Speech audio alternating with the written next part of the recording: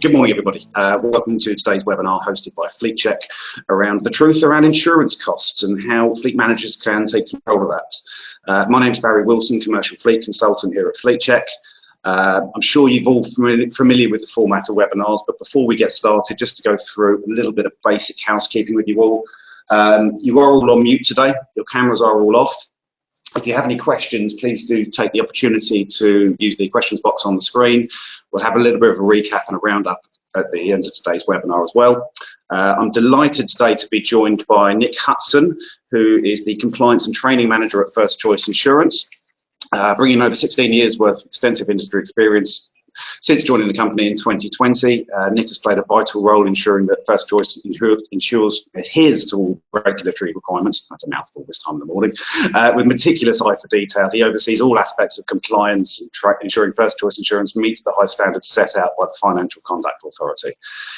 With Nick's deep understanding of industry regulations, risk management and best practice, Nick stays at the forefront of industry changes, ensuring that First Choice Insurance remains fully compliant in the ever-evolving regulatory landscape. So, delighted to be joined by Nick today, and for today's webinar we're going to be covering off the following key points with a bit of conversation in between as well. So, we're going to be exploring what's driving the key factors behind rising motor insurance premiums, what physical steps operators can take and what actions they might be to try and reduce premiums, what can policyholders do to reduce their premiums, and what requirements do insurers have for effective risk management. So, a lot to take on board. Nick, good morning. Delighted for you to join us today. I don't know if you'd like to say a few words before we kick off. No, we can go straight into it. I'm happy. No, fantastic. Let's kick straight off then. So, Nick, question for you. Why are motor insurance premiums rising? Lots of different reasons, to be honest. Yeah, probably a lot of people have noticed that insurance premiums, especially in the motor industry, has increased a lot, and that is probably because mainly down to the increase of claims costs that's occurred over the few years. Big factors behind it, though, really would be an increase of motor incidents across the UK. There are more vehicles on the road nowadays, and those premiums, those claims, that claims money comes from the premiums that people end up having to pay on their policies. All that money has to be recouped back to the insurers in one way, shape, or form, and that's normally in those premiums. Now, 2024 alone, with the increased number of vehicles on the road, saw somewhere around 1,600 fatality claims, and they're costly increases when it comes to those claims costs. So, yeah, that's one of the big reasons why. Theft claims is another one that we've seen a high influx of. 2024 stats suggest it was around 61,000 vehicles in the UK that have been reported stolen. And that could well be influenced by the area where the vehicles are kept, those big city areas like London, Birmingham, Manchester, and so on and so forth. Where they are kept will have an influence on whether or not they are high risk for theft.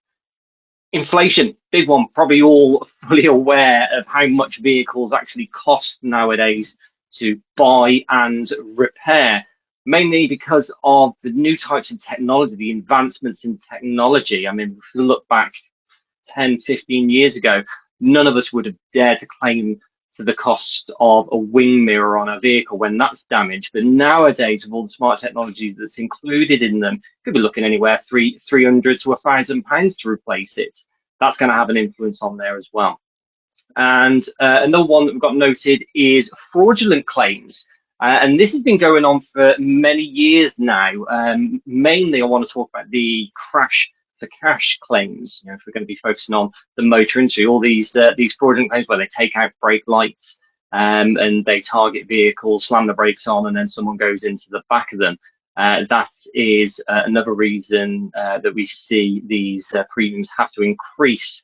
Exaggerated claims would be another one as well, like the next step up, where people are just exaggerating the costs of those kind of claims. So yeah, lots of different things really. They're the main ones that I kind of want to point out today. Yeah, so certainly when you touched on acquisition costs as well, something we covered off on last month's webinar around ZEV mandate as well. The cost of new vehicles, particularly battery electric vehicles, absolutely skyrocketed. The price of an ID Buzz nowadays. Absolutely. And certainly for new diesel vehicles as well, the discounts certainly seem to have been pulled from underneath them at the moment. So yeah, the cost of vehicles and the cost of replacements, as you say, and just the increased traffic on the roads as well. So no, that's really interesting. Thank you. Click onto the next slide. So what can businesses do to counter these rising premiums? What physical steps and actions could they take, Nick? Lots of different things. You've got to be proactive in your approach on this one, and you've got to identify what you are actually exposed to. Now, insurers actually look at this in the exact same way that you guys would look at your risks too. When you look at like single vehicle policies, like single vehicle owners, the chances of having a loss reported on your policy will be very minimum. If you just look like in a 5-year period, it's going to be very, very small exposure to the insurers. When we look at fleet operators, just throw in a number out there, 150 vehicle owner, those claims are going to be a lot more frequent. You could be looking monthly, weekly, daily even. Now, it's not good to be dealing with these types of losses, but from a fleet operator's point of view, that data of where your claims are actually occurring and how they are occurring is going to be vital to you to isolate what your exposures are as a company. From that point, you can then start thinking about what kind of processes you can put in place and the actions to mitigate these losses. Something I'm hearing a lot about in the fleet sector at the moment, as well as making sure you're investigating all of the little near misses as well, because all of these start to paint a picture of driver behaviour. So the drivers that are, missing that inanimate object, drivers that are having those close calls, etc. If you're not demonstrating you're acting and investigating all of these, then sooner or later they will add up and you have a much larger claim coming onto it as well. So the advice I would give from that as well is make sure you're investigating all the little incidents as well to clearly identify the risk on there as well. So aside from identifying the risk, what other actions could they take, Nick? Like I say, it really depends on what your exposure actually is. Now, even though we're all talking about the same industry of owning a fleet of vehicles, everyone will operate in a slightly different way. So again, once you've figured out what's your exposure or how you operate and what's causing the loss on there, then you can start putting those actions in place. Like you say, with drivers, these vehicles aren't going to be driving themselves. It could well be down to driver experience, driver knowledge on there. That analysis of what you do might be the best way to try and figure out how to get your drivers into shape or re-educate them or whatever it may be. I've actually seen in the past a lot of companies putting in like bonus schemes for their drivers, which will be dictated by how many claims are reported under that driver's name. That's all there to promote good behaviour, good driving behaviour, and that's going to have a positive on your policy when you see claims start to drop. Disputing claims is another one we actually have seen. Those disputed claims when they come through, where you try to prove that it's not your fault or not your driver's fault. How do you go down the route of proving that to your insurers so they've got a good fighting chance on there? That's where new elements of technology, whether it be the camera technology or the tracking systems, whatever it may be, that can assist you with getting better claims reports. Theft, when we talked about the theft of vehicles on there, that can again be isolated with some trackers put in on place. Anyone that knows FORS or goes through like the operator's license procedures will know the procedures on risk management and getting that stuff documented and in place. Probably more your bag, I would say. That is, isn't it, Barrie? Yeah, certainly is. Yeah, I can talk from experience around making sure you're adhering to the FORS standard, but most importantly, adhering to, if you're in the truck space or heavy goods space, adhering to the O licensing undertakings as well. I mean, for me, when I was a fleet operator, a transport manager, we had, as we all know, there is a shortage of drivers out there. So, we put an advert out there. We'd have applications come in for it, we'd always check the license, send the driver out an assessment first of all.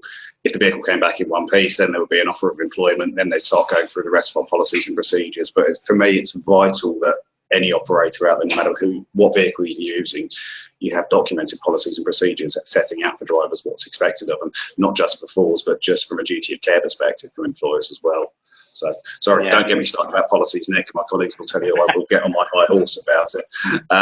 Fair enough. So, what else could they do? I mean, would increasing your excess help with?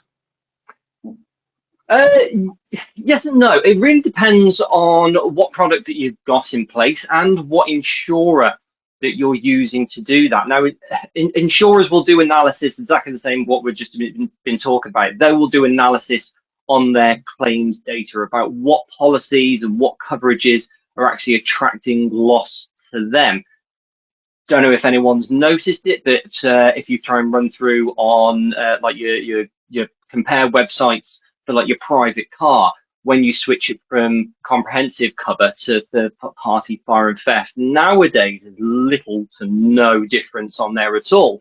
That's probably because customers have always assumed, because there's less cover, that third-party fire and theft is going to be a cheaper premium. And you are right to a degree on there. But when the insurers start seeing all these people take out different levels of cover, and they can see third-party fire and theft now is increasing our claims frequencies and our loss ratios on there, then they will start to recoup the cost for anyone that's selecting that coverage. Goes the same with excesses on there, where we think, okay, I'll increase the excess onto the policy to get a cheaper premium. Now, there is benefit to it. I mean, ultimately, you are looking to contribute more to your policy in the event of a loss. Long term, that will be a benefit because you'll be maintaining the insurer's pot just ever so slightly for that claims monies. So yes and no. So like I say, it really depends on which insurer, which product that you're actually running at the minute, to whether or not that will make a difference on that premium, but there is a long-term benefit to do it. Okay, that's interesting, because I always thought increasing your access would have the opposite effect on there. Sorry, Nick, I'm just firing questions at you. I'm enjoying this webinar today. It's not to be doing all the talking and to get your input on this. It's really, really insightful. So what else can a policyholder do to reduce their premiums, try and reduce their costs? You've got to look at your vehicle types as well. I think that's an interesting one that you need to look at. All vehicles, like you said before about the cost of vehicles, will have an influence on that policy. Looking at the size, weight, make, models, do you need those types of vehicles? Yeah, ultimately, when we're trying to run businesses, it might be more of a necessity to have a particular type of vehicle in place, but just checking what you're looking at, what you're running at the minute, that could have an influence on that premium. But ultimately, we are all stuck with whatever the market rates are looking at, and it's all about how well we manage our risks together as a group. But making sure you're doing your regular policy reviews, looking at the coverages that you've got in place, your driver list. Now, most of you guys probably running on your fleet-based policies will have any drivers that will have age restrictions on there. The more you restrict it, the more cost-effective your premium should be on there. There's also going to be your external factors as well. So it's not just looking at what you're doing and what your policy's running at, what's going on out in the rest of the world. Those road conditions, and I'm sure we all have like little route plans of low bridges for tall vehicles. And just overall, just monitoring what your claims are actually looking like and getting some procedures in place for your drivers. Yeah, just picking up on a couple of points there, Nick. I mean, certainly making sure you're specifying the right vehicles for the job. There's always a temptation to over-engineer vehicles or go for bigger or larger or more powerful than what you actually need. But for me, if you're specing vehicles, what are you carrying, where you're going? There's no point in having extra payload if you're not going to need it. There's no point in having excess weight on your vehicles because it's going to burn more fuel on there. Yeah. I had to smile when you said about the external factors of condition of roads, etc. When we were aware the politicians are up in arms about potholes, etc., in the investment in the strategic road network to repair them. So hopefully the road conditions will improve. But yeah, as you said, monitoring claim frequencies and procedures for me is a massive point. You know, you can spot red flags and traits of driver behaviour from the smaller minor incidents before they lead up to being bigger incidents for me as well. Yeah. Apologies, Ed, I think I went out of sync with our slides there a little bit. So apologies. We talked about regular policy reviews, monitoring claims, external factors. The golden hour. Can you just explain to me, is there any truth in the golden hour, please, Nick? Yes, there is truth in this golden hour. So the concept behind the golden hour is how quickly you can report a claim to your insurers for effective settlements on there. That golden hour, you know, the rule seems to be that if you can get all the data over to them, like all your statements and stuff, within the first hour, then it's going to be more cost effective for the insurers to settle at a lower cost for them. So yes, there is some truth in this. The faster the insurer can respond to a claim, the better. Now, whether you're looking at damage to another vehicle or injury to someone, the quicker the insurers can reach that settlement, it will be more cost effective. And this is to hopefully help with over-inflated claims, basically what we were talking about earlier with the exaggerated, with the fraudulent side of it. But the longer it goes on, the more inflated it could well be. Now, when we consider the cost of hire vehicles, anyone that's been through an incident before and they've had to get a hire vehicle, you know, you're driving around with this hire vehicle that's been supplied to you, but someone's got to pay for those costings at the end of the day. The longer that claim goes on, the more expensive the final settlement is going to be because of those higher costs on there. There was an interesting case study all the way back in 2013, 2014, I think it was, which gave some details about a road traffic accident that occurred, third-party damage to the vehicle with a little bit of injury beside it. Now, initially, when the claim was reported, it was only looking around £87,000, which sounds like a large number. But that was dragged on for quite a long time, went on for about 2.5 years, settled for about £2.2 million. Basically, this third party got a very, very good solicitor about what they can and can't do with their life moving forward with the injuries that they occurred. So yeah, again, coming back to it, it kind of does. It very, very is essential that we go down the route of getting all the details over to them. It's no different than when we look at these crime programs on the telly, and they try and get the crime scene investigators on the scene as soon as possible to not contaminate any of the information, any of the evidence that's there. It's exactly the same concept with claims procedures on there. There will be usual stipulations within your policy wordings. It will be quite far down there, so it's probably not something that a lot of people have picked on there. But it will be about the conditions of prompt claims notification, and that's very much to combat those issues. The washier it can, the statement can be, then the more difficult it becomes to fight it. Okay. Oh.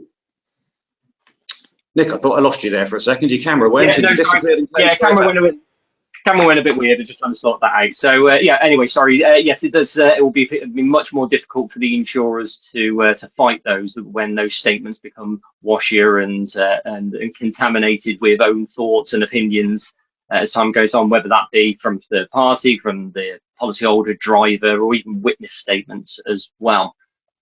But yeah, getting that first notification of the loss is going to be vital within those first few hours, really.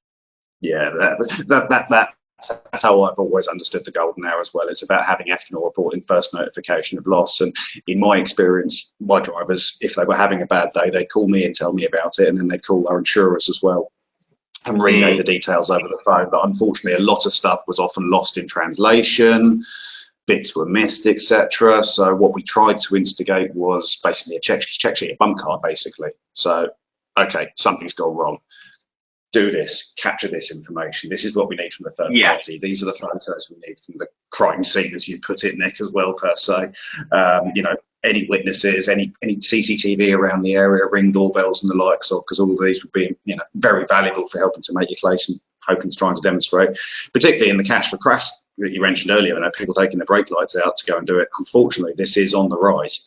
I personally don't have a dash cam, but every time I do go out on the road, I always think, I wish I had a dash cam, because it's just there to indemnify you, basically, isn't it? The power it can offer you.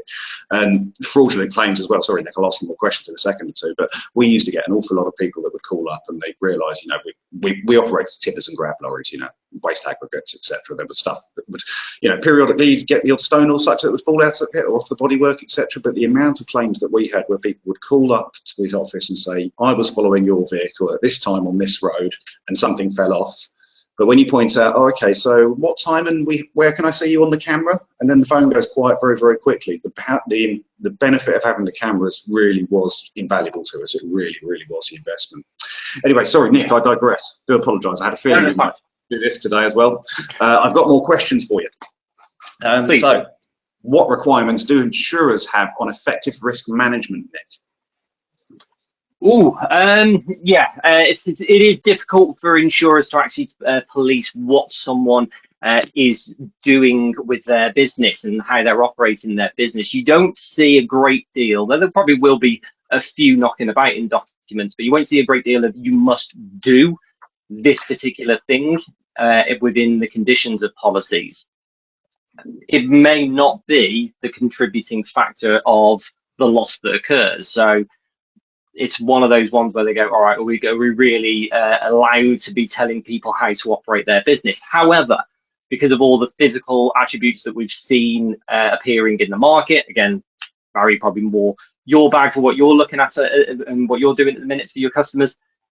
We have seen a lot more of you must have in place opposed to you must do.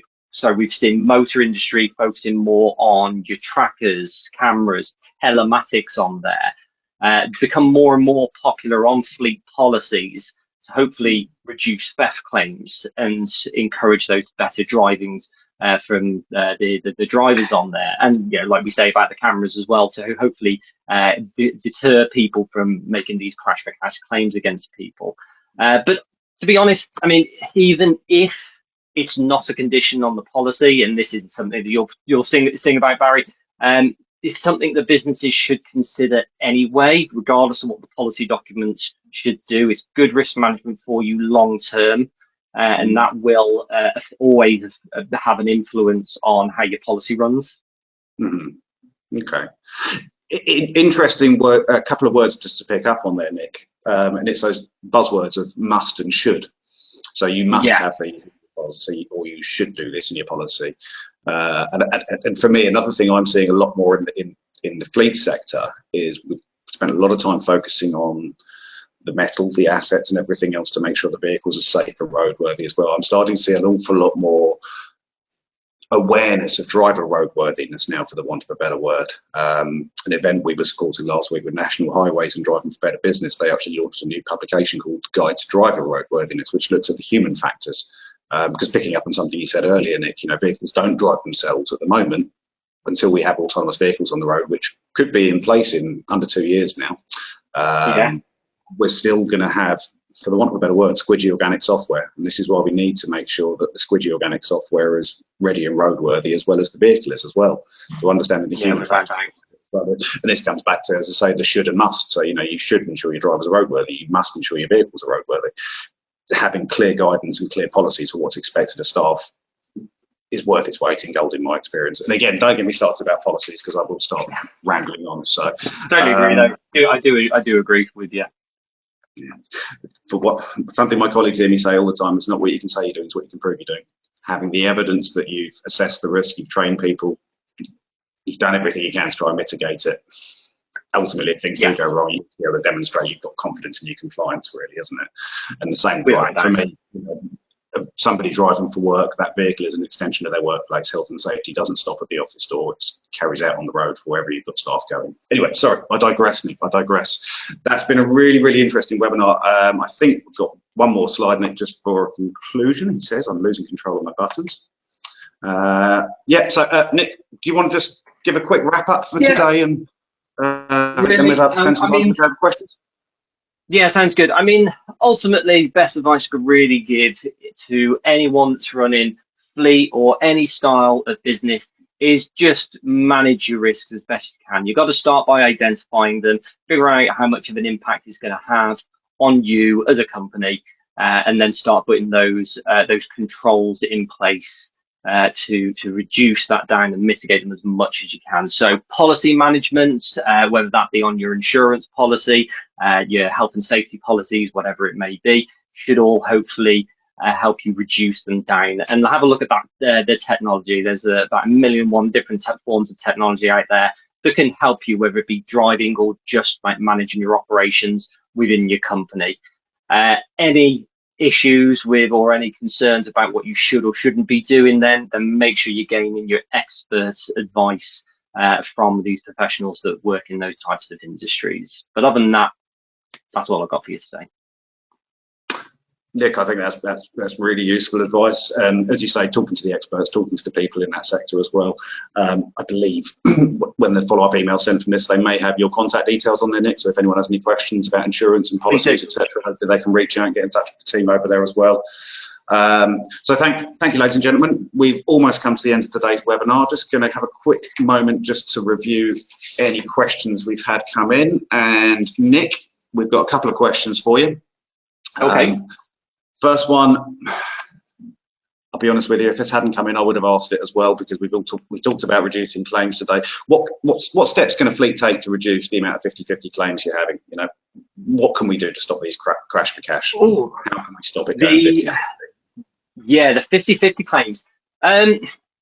Good question. Ultimately, when we look at paying for a policy, we pay for the service of that insurer to handle those claims. And most of the time, you know, we revel in the benefit that what we've got from that policy, where we have an incident, the insurer will handle that claim for you, and it goes in our favour. You know, that's what we're kind of hoping. But yeah, every once in a while, you're going to get these situations where it's a 50/50 claim. The insurers have decided that that's what it's going to be, and it's a very difficult decision for them to do. But most of the reasons why we see 50/50 claims occur is because of that lack of evidence and proof that that policyholder wasn't at fault at the time. It's no different where the policyholder or you guys are saying that wasn't my fault, but then that third party that was involved in there saying that's not my fault either. This is where the claims procedure will probably just step up ever so slightly to go, okay, then, so we're going to need to get the evidence on there. And if no evidence can be provided from either one, there still needs to be a settlement of that claim. And this is where the insurers will make that difficult decision of closing that early. They'll talk to each other. Both insurers will talk to each other and go, let's just settle this as a 50/50. We'll pay for our losses, you pay for your losses. And then we'll just be done with it that way. And they're really just trying to get it done in the best financial interest, because again, going back to what we've discussed about already with the inflated costs of claims, the longer it goes on, the longer it's disputed between the two insurers, the more costly it's going to be. So like I said, it is going to be one of those difficult ones that that people will come across where they see that decision by the insurers.